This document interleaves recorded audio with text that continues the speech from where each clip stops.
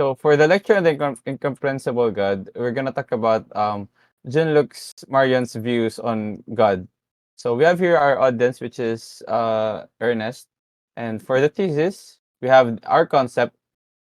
His concept of the incomprehensible God highlights the inherent limitations of human understanding when it comes to comprehending the divine. For our first starting point, human language and concepts fall short in capturing the fullness of God's nature and essence. The first insight is our linguistic and conceptual frameworks are shaped by our limited human experiences, making it very difficult to fully articulate or grasp the transcendent aspects of God. So for the second supporting point, the incomprehensible God challenges our tendency to reduce the divine to simplistic or anthropomorphic terms. So for the second insight on it, when we try to confine the divine within our limited understanding, we risk diminishing God's vastness and complexity, reducing the divine to mere projections or of our human imagination.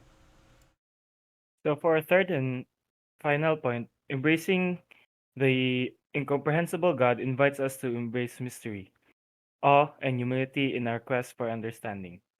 So, insight, recognizing the limits of our comprehension, humbles us, allowing us to approach the divine with reverence, curiosity, and a willingness to explore the depths of mystery.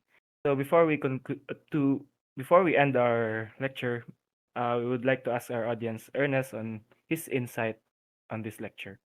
So thank you for the wonderful discussion. So based from what I have understand, so when I consider God who is difficult to understand, I recognize that he can be only comprehended so much. So it is difficult for me and for us to explain that God using by words and symbols because God by definition is the most high and divine.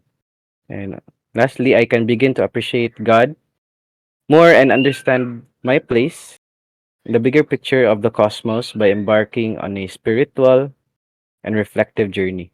So yes, that's all. Okay, thank you.